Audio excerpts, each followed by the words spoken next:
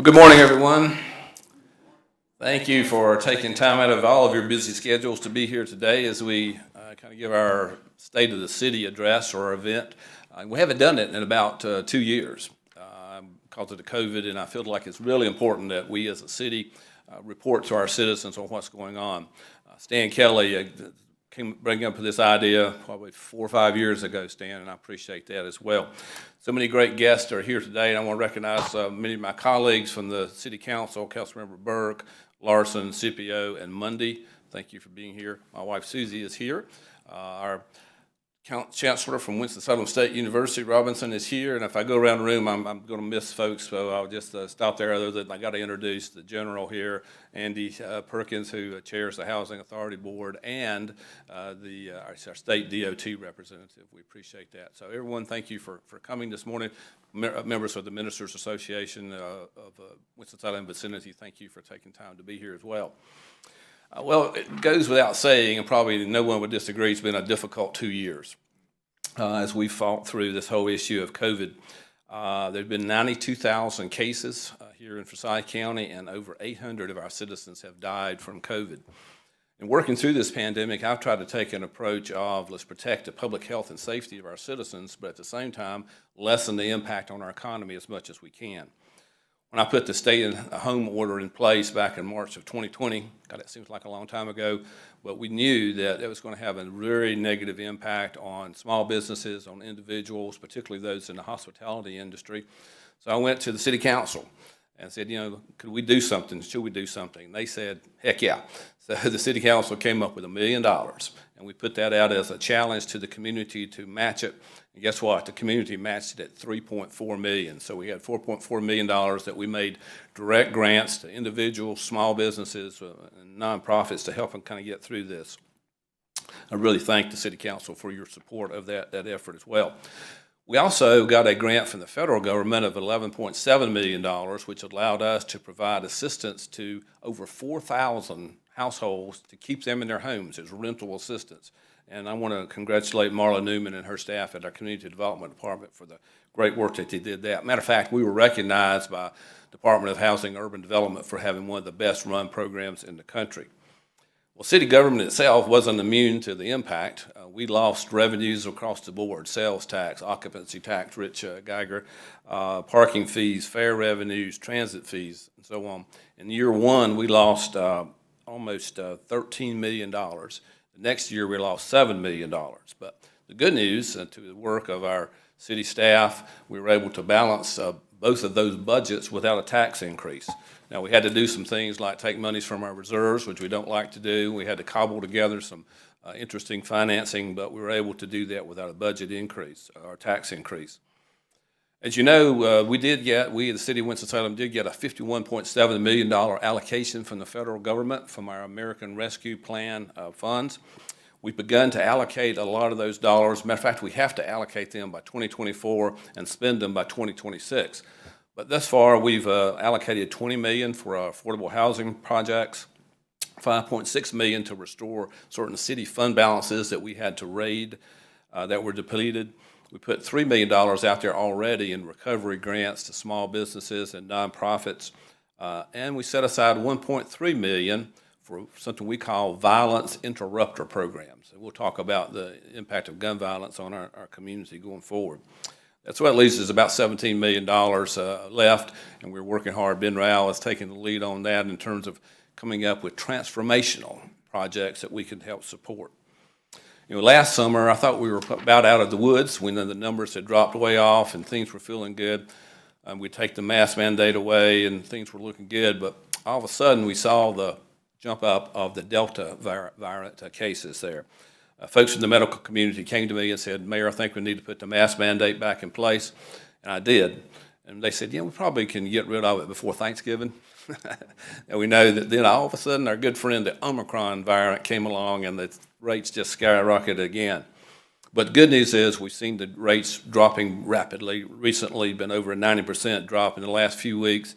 The positive test count rate now is less than 3% over a rolling 14-day period. Our goal was to get it at 5%, so it's below that. And the thing that I look at and keep close contact on is hospitalizations, which are down all across the triad. Matter of fact, there's only 112 cases throughout the whole triad. So based on those rapidly dropping numbers and other factors, I did remove the mask mandate on March the 1st. I do continue to emphasize to individuals who are immune or compromised or older to wear masks indoors there. I believe that the strategic actions that we've taken as a city, balancing public health and safety with the economy, has worked. Our strategy has worked. Now let's leave COVID behind. I think we're all pretty much COVID fatigued. So let's talk about some things that have happened in our city and continue to do. Downtown, great success story. Since the year 2000, there's been over $2.1 billion of investment in our downtown area, and it continues. If you look around downtown right now, there are 3 large apartment projects under construction totaling about 800 units, and there are 2 others that have been announced that will get started soon.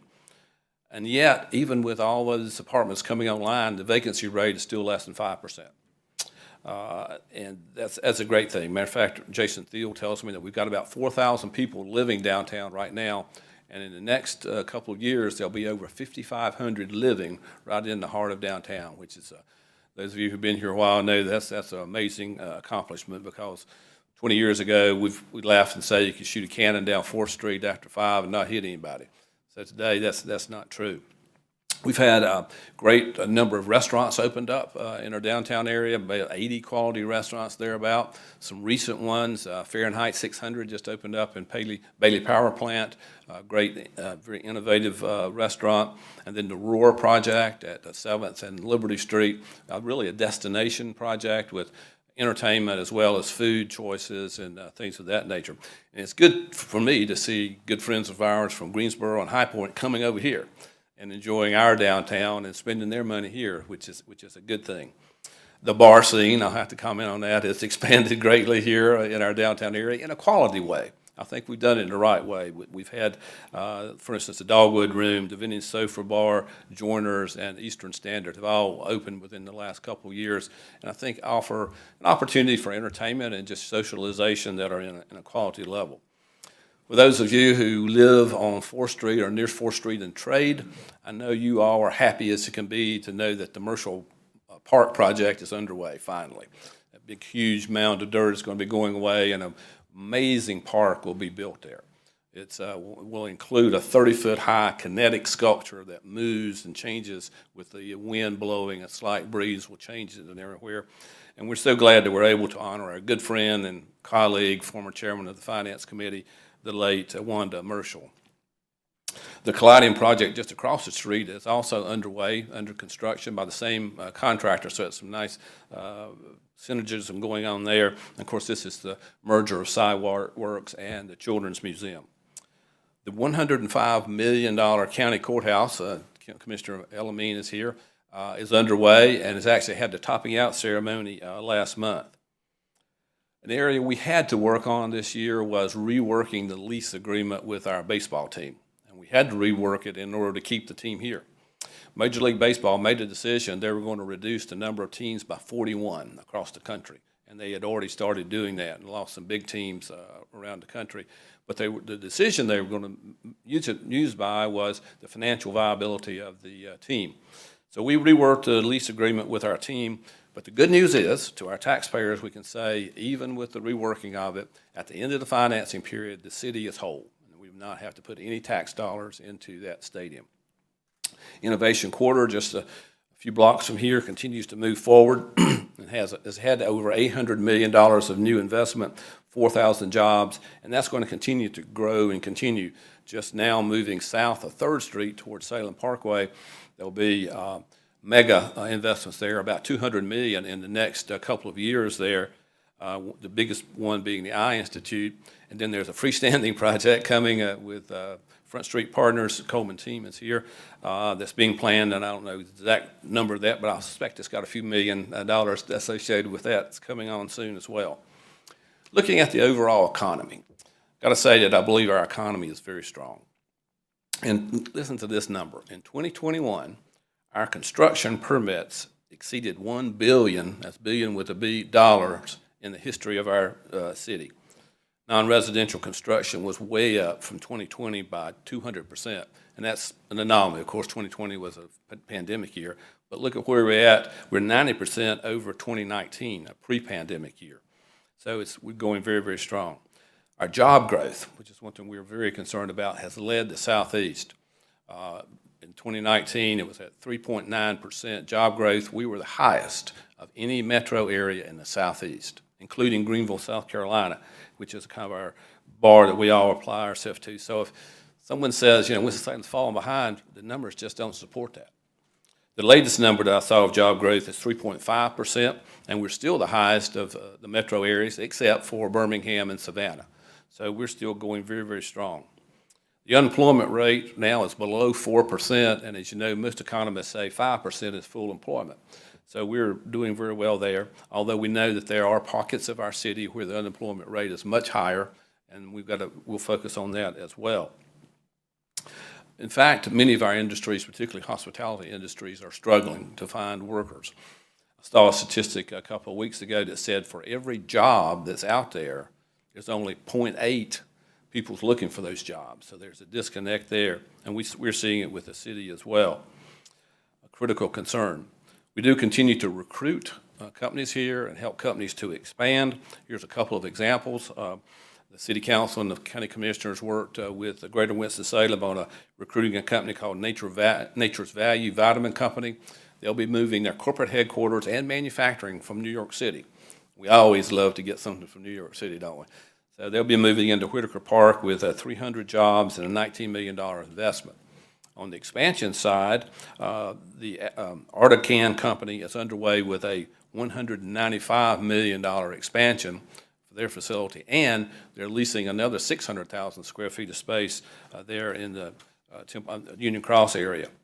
So recruitment and expansion are obviously a key part of our strategies, and Mark Owens at Greater Winston-Salem tells me that they've got more companies in the pipeline now than they ever had in history. They've got 72 companies looking at us at various stages of development. Regionally, Stan Kelly, we saw the announcement of the Toyota battery manufacturing facility and the Boom supersonic airline building company there.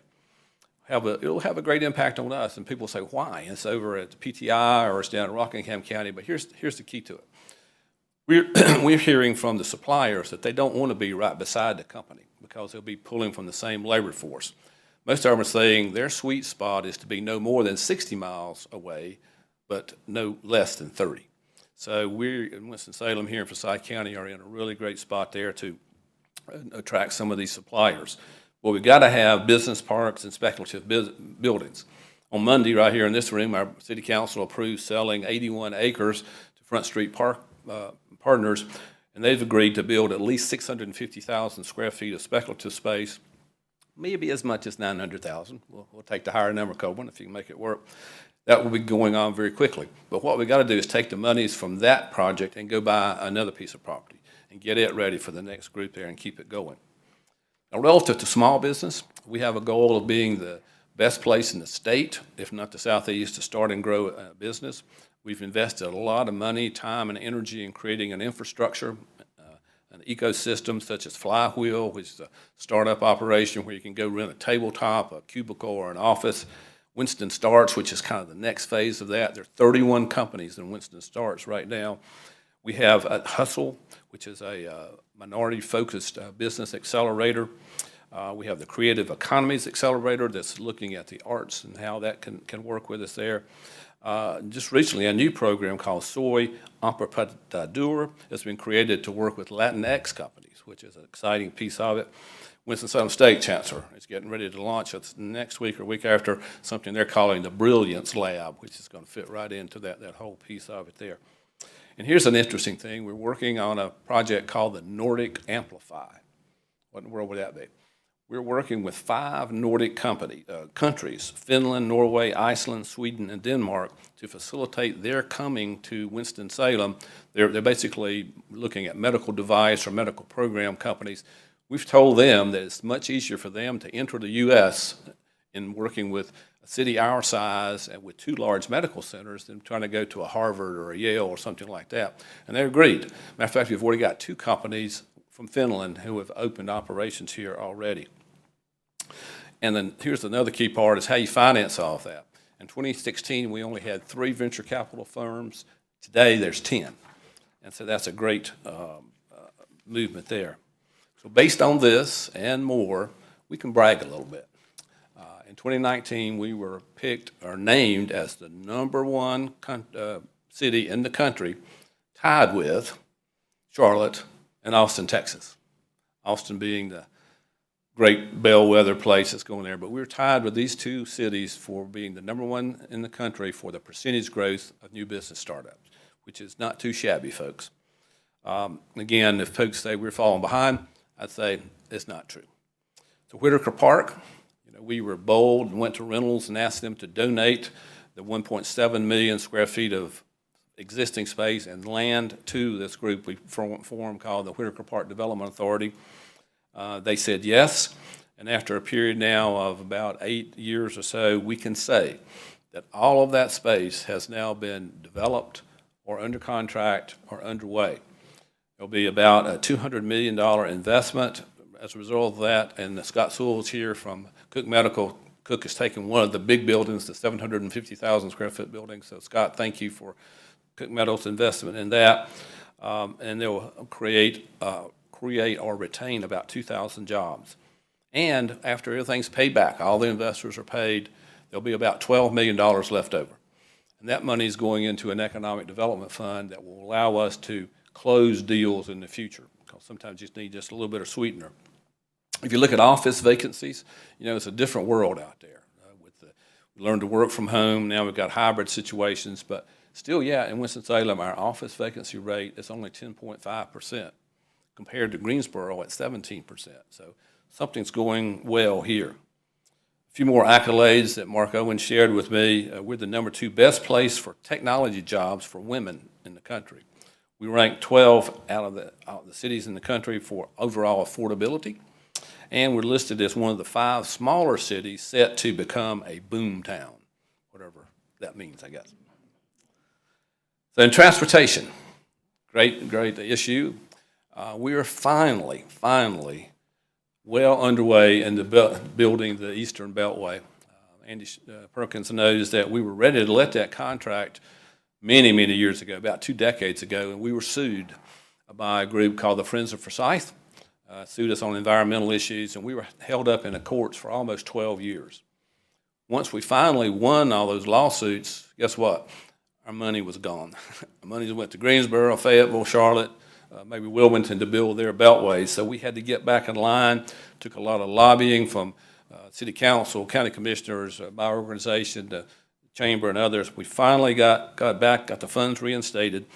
So currently, if you look at that eastern leg of the beltway, there's 7 segments that are on it. 5 out of the 7 are either done or under construction. And so by the end of this year, you'll be able to get on that expressway at Salem Parkway over here, between here and Colonelsville, and drive all the way north to US 52 at King. Should take a lot of pressure off of US 52, which can become a parking lot in the evenings. The final 2 segments, which will go south from Salem Parkway down to Interstate 40 and US 311, those contracts will be let later this year, I believe, Andy. Thank you. So that's going to be a major impact for us. The western leg over there, going from King down, the good news is all those segments except for one are funded within the state TIP, which is a key first step of making those things happen there. Relative to air service, again, I want to thank the county commissioners for their commitment to Smith Reynolds Airport. We're going to see some major renovations going on up there with the terminal building, with new hangars, with reworking some of the taxiways. So we'll keep that as a great front door for our community. Over at our regional airport, at PTI, we're seeing a resurgence in passengers. The February 2022 numbers are up 157% over 2020. Now, again, that's a pandemic year, but let's look at compared to 2019, which is pre-pandemic, we're basically on the same level. So we've just about caught up there. And we haven't forgotten our community's interest in rail service. With the opening of the Union Station in Councilmember Scipio's ward there, we're now poised to ask the state and the railroads to, again, live up to the promise they made to run a rail service through here. We're looking at that in a number of ways. I know Mayor Pro Tem Adams is very interested in that, and she's doing some work on it. I'm talking with a former head of the North Carolina Railroad Company about ways we can push that forward. So this information I've just shared with you is very positive. Everything's positive. But I will be very honest with you and say there are issues in our community that need to be dealt with. But we have identified most of them. We have areas of concern, and hopefully we have some strategies to work with them. Our 10-year plan to end chronic homelessness had a great start. We reduced chronic homelessness by 92%, but then along came COVID, and we've seen those numbers inch back up. But we know what to do, and we're going to continue to rework that and get those numbers back down. Affordable housing, just mentioned that. We've got a need for about 15,000 affordable housing units here in our city over the next 8 years. And it's not just us, it's cities all across the country are facing that. We've been able to cobble together about $40 million of our funds from the American Rescue Plan, from a grant we got from the state, and some other monies we had left over from the 2018 bond issues to work on that. And again, I congratulate our city council for taking the lead and saying we're going to get serious about this. We know that we've got a big need. City council, in allocating those monies, also set a goal. 750 units a year for the next 10 years. That's a big lift, and so we're committed to that. The good start that we've got there in putting the numbers together is just that, it's a good start. We've got to get the private sector to come on board and help us with additional dollars. In Charlotte and other places, they've created their own local housing trust fund, and that's something we want to work on here in Winston-Salem as well. I've had a brief conversation with Gene Woods, who is the CEO of Atrium Health that merged with Wake Forest Baptist Medical. They put a lot of money in the project in Charlotte, and he has informally said that they'll certainly be willing to work with us here. The issue of poverty. Unfortunately, we know that Winston-Salem has had a higher poverty rate than a lot of places, at 26%. We've had a program that's been in place now for about 3 years, coming out of a poverty thought force that we put together that Chancellor Robinson, along with Provost Rogan Kirsch from Wake Forest, headed. And that group came up with 56 recommendations. We created a small staff that's been working on that, and we call the program Partnership for Prosperity. I talked to Paula McCoy, who's heading that, earlier this week, and she says the numbers are now down to about 20%. Still real high, obviously, but we are continuing to work on that as well. We're taking kind of a bottom-up approach, if you will, that's involving individuals in poverty or just out of poverty to help us in terms of decision-making and planning. There's also a program that we've had some great success with. It's called Getting Ahead in a Just Getting By world.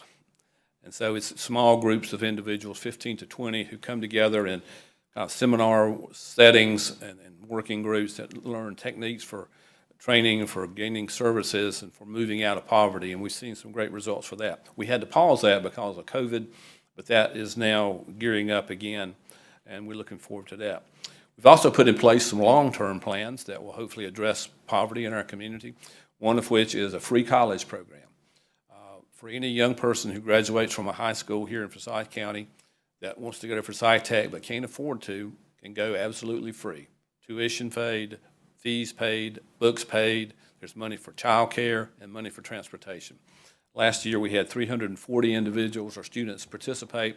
We have monies budgeted for 550 for 6 years. And by the way, this is a grant we got from the Truist Corporation, and we greatly thank Kelly King for that. We also created a program called Paid Internship in high school for 11th and 12th graders from disadvantaged families.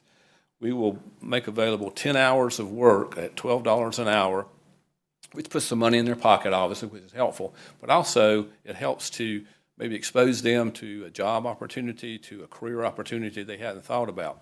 We have a goal of 1,000 of these individuals over the next 5 years, and Greater Winston-Salem, Inc. is taking the lead in that. And then finally, there's a third grade reading initiative, working with Trish McManus in the school system. I see that Shay Woodbury is here with the school board.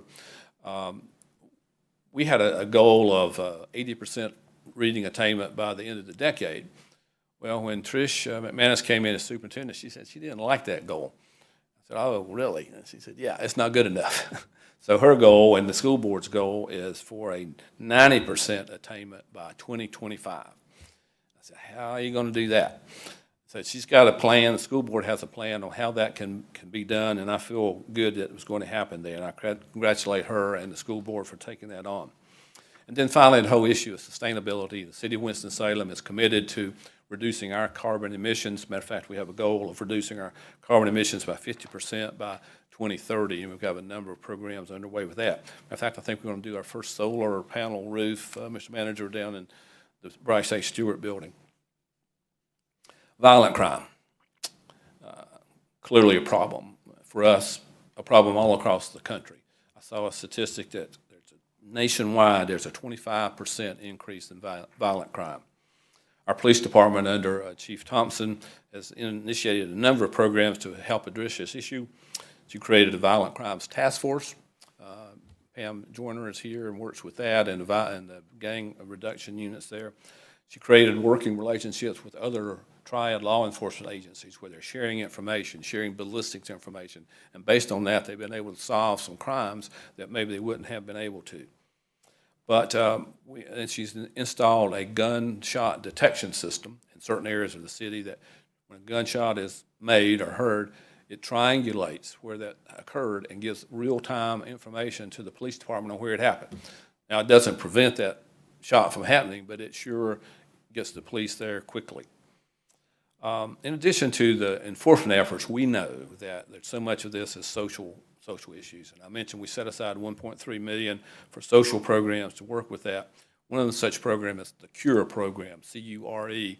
It's a nationwide program that's had good success in other cities where they come in and individuals go into neighborhoods and work directly with young people, particularly individuals trying to keep them out of gang activities. So some challenges for us as a community, but I think we've got a plan moving forward. Looking at the budget for us coming up, revenues are up. We're going to add some money back to our fund balance for that. Sales tax is $6 million above our budget. Good thing. Our personnel costs are $4.7 million below budget. That's good news, right? But the bad news is we've got a 20% vacancy rate here in the city, and we're struggling to find engineers and police officers and equipment operators. So we got to work on that.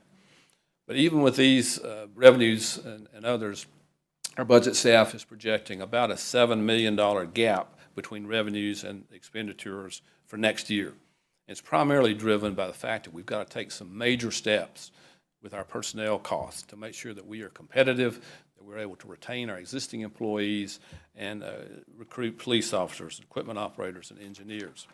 We do expect to close this gap, hopefully without a significant tax increase. Let me say just a quick word about one of the big things that happened this year, and that was the Winston Weaver fire. Very scary, hazardous situation that was handled beautifully by our fire department, Chief Mayo and his staff. Did an amazing job with that. Protected our citizens, no loss of life, very little loss of property other than the fertilizer plant itself. We've been asked as council members, why were you allowed this plant to come right in the middle of a residential area? Well, the answer is the plant was there first. It was built in 1940 and the city kind of grew up around it. And in addition, the city government is limited on what we can require a company to do, an existing company in terms of sprinkling or other safety measures. So we're limited by the state government in that regard. So I've asked Jeff McIntosh, who is chairman of the Public Works Committee, if his committee would take on an in-depth study of kind of what happened, not critiquing the fire department, but looking at regulations that might be needed, zoning changes that might be needed, and we'll try to determine which ones we can do as a city government, and then which ones we will need to get some approval by our state delegation. So, Jeff, thank you for your committee taking that on. So in conclusion, I believe the state of Winston-Salem is very positive, very strong, going in the right direction. We know and acknowledge that there's areas of our city that need lots of work. We had Congressman David Price and Congresswoman Manning here last week, and we showed them some areas over in the Cleveland Avenue area, Councilmember Burke's area and Scipio's area with our choice neighborhoods, and we think maybe we're going to get a little more money out of him to help us with that. So there's some things that we need to work on. We will continue to work on it, and I look forward to coming back to you in about a year and reporting on those things that we've done this year and trying to change some things. So again, I greatly appreciate your taking time from your busy schedule as we give you this report on our city. Thank you very much. Have a great day.